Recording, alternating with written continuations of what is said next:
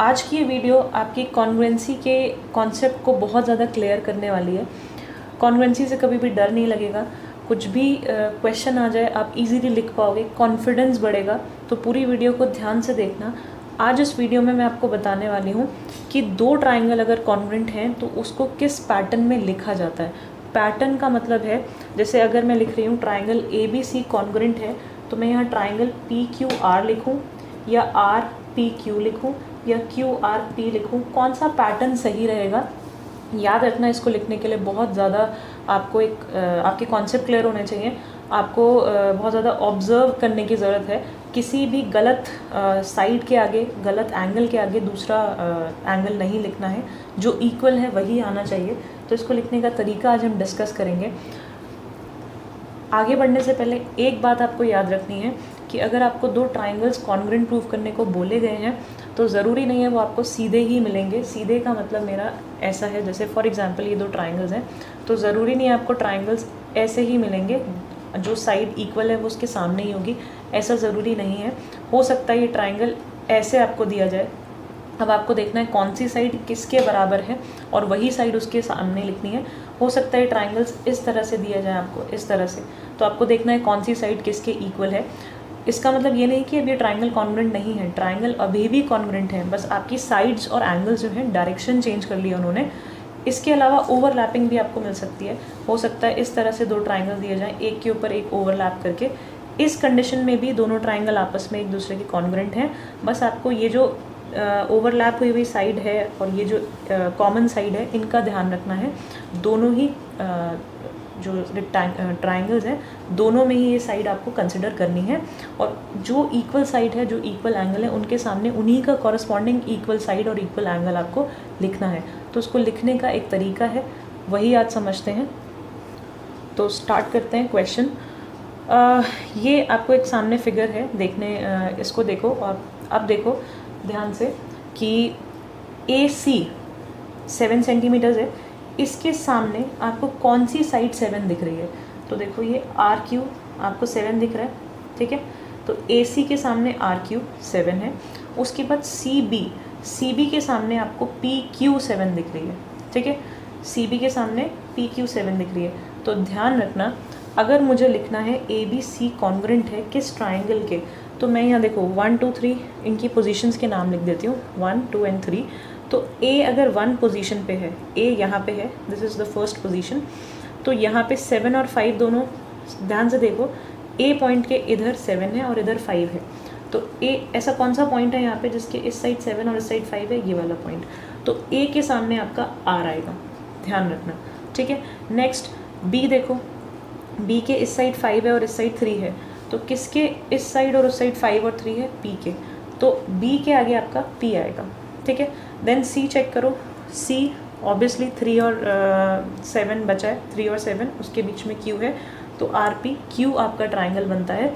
अब देखो इसका मतलब क्या है और ऐसे ही सीक्वेंस में क्यों लिखना होता है। AB जो है ये रही आपकी AB 5 है, मैं हाईलाइट कर रही हूँ। AB 5 सेंटीमीटर्स है, इसके सामने वही साइड होनी चाहिए जो इक्वल है 5 सेंटीमीटर के। तो RP देखो, RP ऑटोमेटिकली 5 सेंटीमीटर वाली ही साइड आएगी इसके सामने, ठीक है, उसी पोजीशनिंग में 1 2 पोजीशन में। फिर देखो 2 3 पोजीशंस पे क्या है, BC। तो BC देखो ये रही BC, ठीक है। 2 3 पोजीशन पे यहाँ पे PQ है, PQ दोनों 3 है, बिल्कुल सही आया है। नेक्स्ट 1 और 3 पोजीशन भी चेक कर लो, AC, तो AC 7 है, यहाँ पे भी RQ 7 है, बिल्कुल सही। इससे आपको ये भी पता चल जाएगा कि कौन सा एंगल किसके बराबर होगा, क्योंकि कई बार जो डायग्राम है हमारा टेढ़ा मेढ़ा होता है, डायरेक्शंस चेंज हुई है, रोटेट हुआ हुआ है, ओवरलैप हुआ हुआ है। अगर सीक्वेंस ठीक लिखा होगा तो आपको ये इजीली पता चल जाएगा कि कौन सा एंगल किसके बराबर है। अब देखो ध्यान से, मैं यहाँ पे A एंगल को किसके बराबर बोलूँगी, मुझे नहीं समझ में आ रहा, पर यहाँ मैं चेक कर सकती हूँ कि A जो एंगल है वो आपका R के बराबर होगा, यानी A एंगल R के इक्वल होगा। B एंगल जो है P के इक्वल होगा, ये जो B एंगल है वो आपका P एंगल के इक्वल होगा, ये वाला, ठीक है। ऐसे ही C एंगल, क्योंकि पोजीशन जिस पोजीशन पे जो अल्फ़ाबेट है वही पोजीशन दूसरे वाले अल्फ़ाबेट का इक्वल होगा, तो C एंगल Q के इक्वल होगा। तो C एंगल इज़ दिस, ये इस Q के इक्वल होगा, ठीक है। तो इसमें मुझे CPCT यानी corresponding parts of congruent triangle, ये लिखने में भी आसानी हो जाती है अगर मैंने ऑर्डर ठीक लिखा है तो प्लीज़ ऑर्डर का ध्यान रखना, कभी भी इसको गलत मत लिखना। ये कोई भी ऑर्डर ठीक नहीं है, ये वाला ठीक था, सॉरी, ये दोनों ऑर्डर्स आप नहीं लिख सकते हो क्योंकि उसके हिसाब से आपके वो दोनों ट्राइंगल कॉन्ग्रेंट है ही नहीं।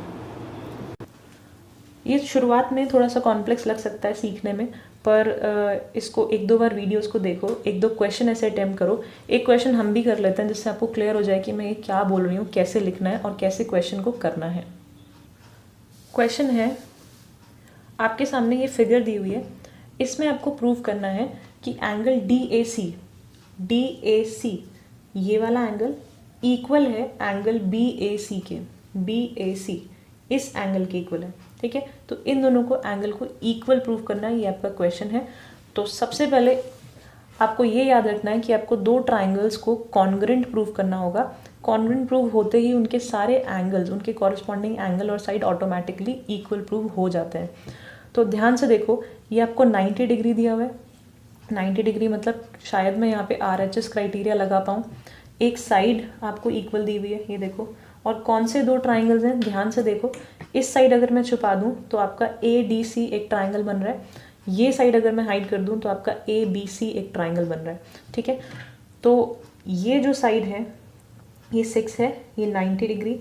एक और साइड आपको इक्वल चाहिए, तो आपको याद होगा RHS क्राइटेरिया में राइट एंगल होना चाहिए जो कि है, हाइपोटेन्यूज इक्वल होनी चाहिए। तो हाइपोटेन्यूज मतलब होता है राइट एंगल के सामने वाली साइड, तो ये वाली साइड इक्वल होनी चाहिए। अब फिर से ध्यान देना, ये जो ट्राइंगल है इसमें AC जो है ये हाइपोटेन्यूज भी है, प्लस इस ट्राइंगल में भी कॉमन है और इसमें भी कॉमन है। यानी अगर मैं इस ट्राइंगल को देखूं, इसमें भी AC है सेम लेंथ और इसमें भी वही है। तो मैं यहाँ पे थर्ड साइड यानी थर्ड चीज़ जो मुझे इक्वल प्रूफ करनी थी वो मैं इसको कंसिडर कर सकती हूँ, AC इक्वल है इस ट्राइंगल के AC से, ठीक है। तो अब देखो कैसे लिखते हैं। सबसे पहले आप लिखोगे इन ट्राइंगल, किन दो ट्राइंगल्स की बात कर रहे हो वो मेंशन करना बहुत ज़रूरी है स्टार्टिंग में।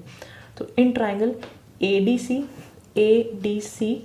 एंड ट्राइंगल ABC, इन दोनों ट्राइंगल के अंदर हम सारी बातें करेंगे। तो ये ऊपर लाइन डालना बहुत ज़रूरी है।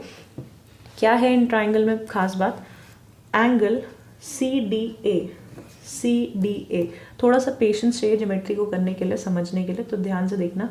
CDA ये वाला ट्राइंगल, ये वाला एंगल इक्वल है एंगल CBA के, CBA। क्या रीज़न है, ईच 90 डिग्री, दोनों ही 90 डिग्री के हैं। नेक्स्ट, अब एंगल छोड़ दो, आपके पास ये साइड दी है, तो DC is equals to BC, DC BC के इक्वल है, क्यों, इक्वल गिवन है, ठीक है, दोनों इक्वल गिवन है 6 सेंटीमीटर्स। उसके बाद CA is equals to CA, क्यों ऐसा है, ये कॉमन है। कॉमन मीन्स एक ही लाइन को हम बोल रहे हैं, वो अनइक्वल कैसे हो सकती है, एक ही तो लाइन है, वो इस ट्राइंगल में एक बार लिया और एक बार इस ट्राइंगल में लिया। तो अब ध्यान से देखो, ये R, ये हाइपोटेन्यूज और ये साइड। तो RHS क्राइटेरिया से हमने इसको ट्राइंगल को कॉन्ग्रेंट प्रूव किया। कौन कौन से दो triangle ADC is congruent to triangle, अब ADC ट्राइंगल कॉन्ग्रेंट प्रूव कर रही हूँ, तो ADC के आगे हमें यहाँ कौन से पोजीशंस पे कौन से लेटर लिखने हैं वो ध्यान से लिखना। AD किसके इक्वल है, AD BC के इक्वल है, AB के, तो ये वाला सामने आएगा AB। Then D angle B के इक्वल है, D एंगल B के इक्वल है, तो B सेकेंड पोजीशन पे। C एंगल किसके बराबर होगा, या C एंगल देख लो या DC पूरा देख लो, कुछ भी देख सकते हो। DC जो है आपका, DC किसके इक्वल है, CB के, तो आपका यहाँ पे BC आएगा। तो चेक करो, CC बिल्कुल सही है, एक ही पॉइंट है, AA एक ही पॉइंट है, D and D second position पे इक्वल वाले ही पार्ट्स हैं, ठीक है। तो ये किस क्राइटेरिया से, RHS क्राइटेरिया। अब इसके बाद आपको क्या प्रूफ करना था, ये दोनों एंगल इक्वल हैं, तो आप एंड में सिर्फ एक बात लिखोगे, angle DAC is equal to angle BAC, reason CPCT। क्यों इक्वल है, क्योंकि ये जो है, ये दोनों ट्राइंगल जो है, ये वाला ट्राइंगल और ये वाला ट्राइंगल कॉन्ग्रेंट है, तो ये दोनों एंगल्स इसके कॉरस्पॉन्डिंग पार्ट्स हैं। अगर ये दोनों ट्रायंगल कॉन्ग्रुएंट है मतलब इनके एंगल भी इक्वल होंगे। तो पोजीशनिंग का बहुत बड़ा रोल है यहाँ पे। पोजीशनिंग ठीक होनी चाहिए, लिखने का तरीका यही है, तीनों चीज़ें मेंशन करोगे और रीजंस हर ब्रैकेट में होना चाहिए, रीजन के मार्क्स होते हैं। आई होप क्लियर हो गया होगा। कुछ भी समझना है इस चैप्टर में और कुछ पूछना है, कोई क्वेश्चन है, प्लीज़ कमेंट बॉक्स में क्वेश्चन मेंशन करो, मैं आपको कॉन्सेप्ट क्लियर करूँगी।